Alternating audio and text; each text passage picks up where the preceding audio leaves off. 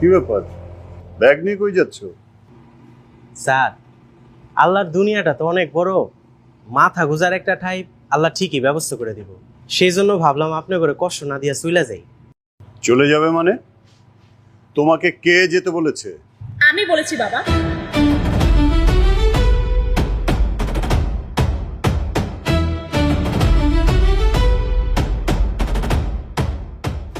তুমি বলেছো তো, কারণটা বলো। কারণ যত দিন যাচ্ছে ওকে ঘিরে রহস্য তত বাড়ছে। ও আসলে কে, কোথা থেকে এসেছে, কেন ওকে সবাই দেখলে এমন আচরণ বদলে ফেলে, আমি না কিছুই বুঝতে পারছি না। কাল যদি দেখা যায় আমাদের কোম্পানি ক্ষতি করার জন্য ও আমাদের এখানে এসেছে, তখন? শোনো মা, তোমার এই বাবা কখনো কোনো সিদ্ধান্ত আবেগ দিয়ে নেয়নি।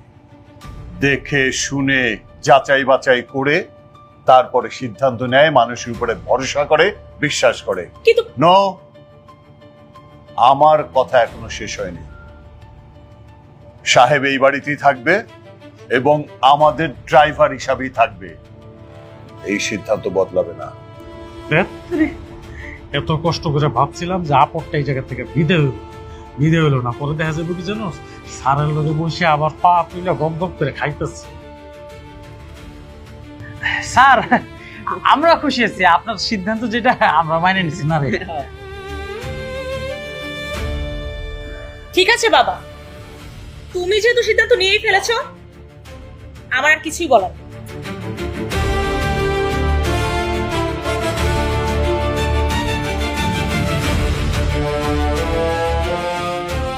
আসলে হয়েছে কি, মানুষের মধ্যে মানে মনের মধ্যে যদি কোনো প্রশ্ন জাগে এবং সেই প্রশ্নের উত্তর যদি সে না পায়, তখন তার মধ্যে সন্দেহ জাগে।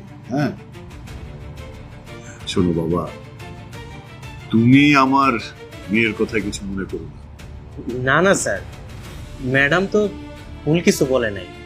ম্যাডামের জায়গায় অন্য কেউ থাকলে হয়তো একই প্রশ্ন করত। তাহলে এবার ব্যাগটা রেখে এসো। আমি কিন্তু তোমাকে বাড়ি ছেড়ে যাওয়ার অনুমতি দেইনি। জি স্যার।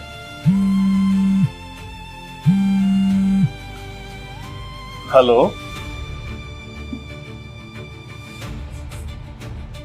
হোয়াট?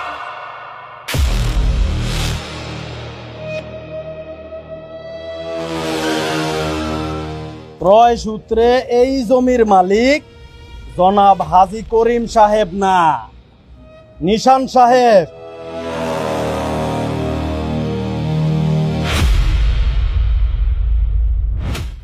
কি করছো তোমরা? আরে হাজী করিম